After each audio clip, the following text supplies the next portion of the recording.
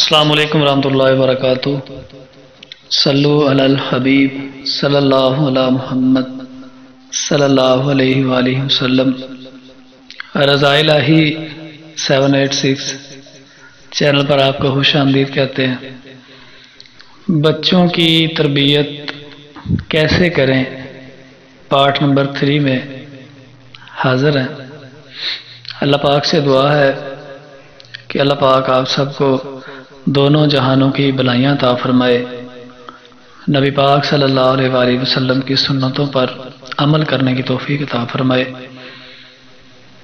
اور 5 وقت کا نمازی بنائے،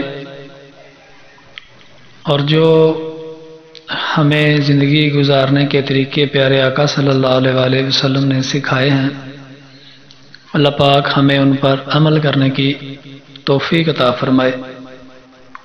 اب آتے ہیں ویڈیو کی طرف۔ بچے کی سب سے پہلی درسگاہ اس کا اپنا گھر ہوتا ہے۔ بچوں کی شخصیت انہی خطوط پر تشکیل پاتی ہے جس کا مشاہدہ وہ اپنے گھر میں کر رہے ہوتے ہیں۔ آپ اپنے بچوں کو اپنی زبان سے جو کچھ بھی کہیں یہ لازمی نہیں کہ بچے اس پر عمل کریں گے، اس کے برعکس وہ کام کریں گے جو آپ خود عملی طور پر کرتے ہیں۔ اگر آپ خود اچھے اخلاق و کردار سے آراستہ نہ ہوں اور آپ اپنے بچے سے اس کی امید رکھیں تو یہ یقیناً کم عقلی ہوگی۔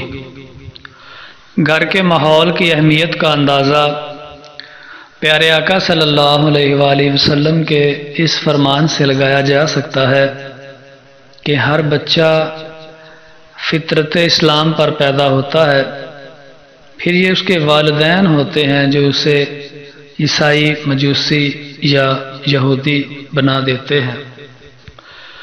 بچوں کی تربیت کے لیے مثالی گھرانے کی کیا خصوصیات ہیں، آئیے دیکھتے ہیں۔ گھر کے اندر خوشگوار ماحول ہونا چاہیے۔ اگر ماں باپ کے درمیان کوئی جھگڑا ہو بھی جائے تو اسے الگ سے نمٹنا چاہیے۔ بچے کو چھوٹی عمر سے اس بات کے لیے تیار نہیں کرنا چاہیے کہ میرا بچہ یہ بنے گا، میرا بچہ وہ بنے گا، ابھی یہ اس کی ضروریات ہی نہیں۔ آپ اس کے دماغ کو ابھی سے بھرنا شروع نہ کر دیں۔ آپ بچے کو جو بنانا چاہتے ہیں، حافظ قرآن بنانا چاہتے ہیں، عالم دین بنانا چاہتے ہیں، ڈاکٹر، انجینئر، استاد، کمشنر وغیرہ وغیرہ، اس بچے کی اسی طرح عزت کرنا شروع کر دیں جو کہ اس بندے کی ہوتی ہے۔ چھوٹے چھوٹے جو بچوں کے معمولی فیصلے ہوتے ہیں وہ بچوں کو خود کرنے دیں، بچوں کو خود مختار بنائیں۔ بعض والدین پیار کے نام پر بچوں کو اپاہج بنا کر رکھ دیتے ہیں، جیسے نہ تم وہاں نہ جاؤ، یہ کام میں کروں گا۔ البتہ آپ مانیٹرنگ ضرور کرتے رہیں، بچے کو دیکھتے رہیں اور ان کو اچھے کام پر شاباش دیتے رہیں۔ ہر وقت ہدایات نہ دی جاتی ہوں کہ یہ کرو اور وہ نہ کرو۔ بچوں کے لیے دلچسپ کتابیں موجود ہوں لیکن انہیں پڑھنے کے لیے مجبور نہ کیا جاتا ہو۔ ان کو دینی کتب دی جائیں اور ان کو دینی تعلیم کی ترغیب بھی دیں تاکہ ان کا ذہن زیادہ تر دین کی طرف رہے اور وہ دین کے بارے میں معلومات حاصل کر سکے اور دین کے بارے میں مزید جاننے کی کوشش کر سکے۔ انہیں زبردستی کاموں کے لیے تیار نہ کیا جاتا ہو اور نہ لالچ کے ذریعے بہلا پھسلا کر۔ وہ اپنی ماں اور باپ کو مثبت سرگرمیوں میں مصروف دیکھتا ہو، مثلا کتابیں پڑھتے، قرآن پاک پڑھتے، آپس میں اسلامی گفتگو کرتے، لکھتے، کھیلتے وغیرہ وغیرہ۔ بہترین خیالات اور اچھی باتیں زیر بحث آتی ہوں، لوگوں کی غیبتیں نہ ہوتی ہوں۔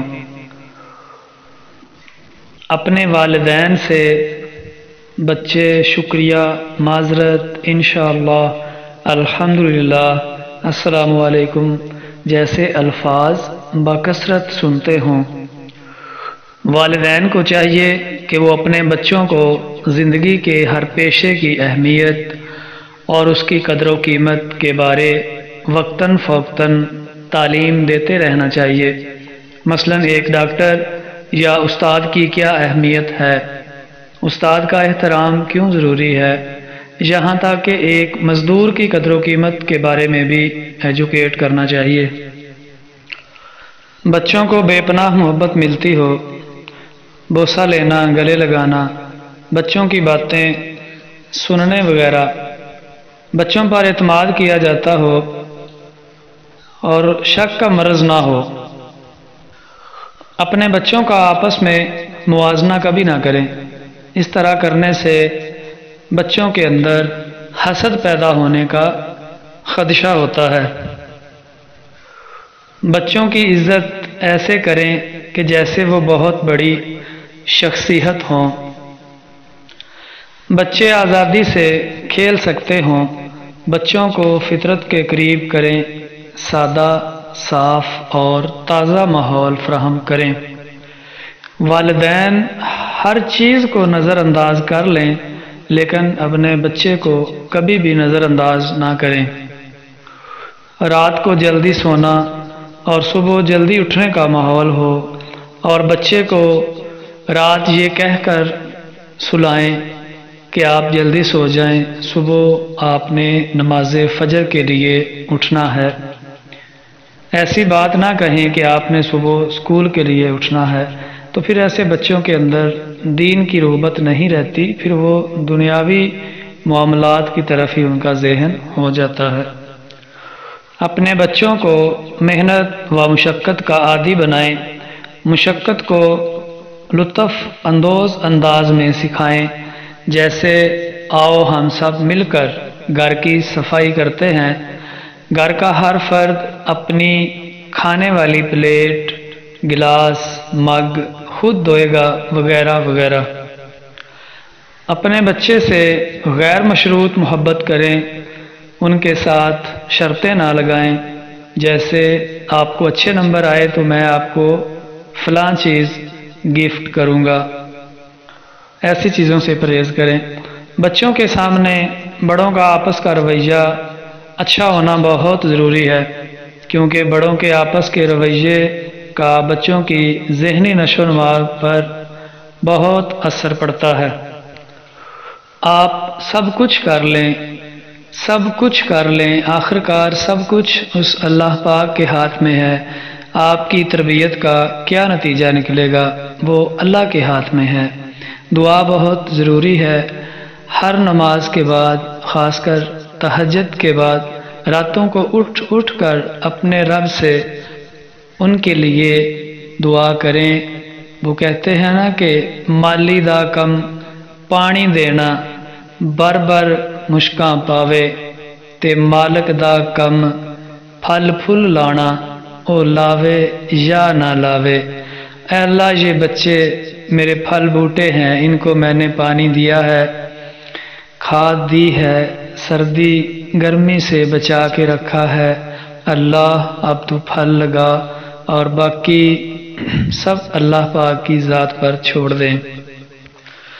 جب انسان اللہ پاک سے دعا کرتا ہے تو اللہ پاک کبھی بھی اس کو خالی نہیں لوٹاتا، اور ہمیشہ وہی کرتا ہے جو اس کے لیے اچھا ہوتا ہے۔ آج کا ہمارا پارٹ 3 مکمل ہوا، انشاءاللہ پارٹ نمبر 4 میں ہم بھی تربیت کے حوالہ سے مزید سیکھیں گے۔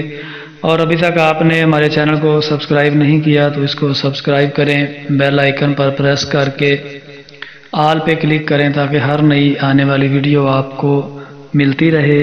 اور ایک بات کو ذہن میں رکھیں کہ رضائے الہی 786 کے نام سے جو ہمارا چینل ہے، خالص اللہ پاک کی رضا کے لیے بنایا گیا ہے۔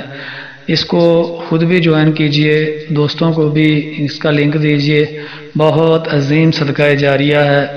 اس میں بے پناہ دینی مواد آپ کے لیے فی سبیل اللہ پیش کیا گیا ہے، بغیر کسی لالچ کے، بغیر کسی دنیاوی فائدے کے، صرف اللہ پاک کی رضا کے لیے۔ تو آپ سب مخلص بہن بھائیوں سے گزارش ہے کہ ہمارے چینل کو سبسکرائب کیجئے اور زیادہ سے زیادہ شیئر کیجئے۔ تب تک کے لیے اللہ حافظ۔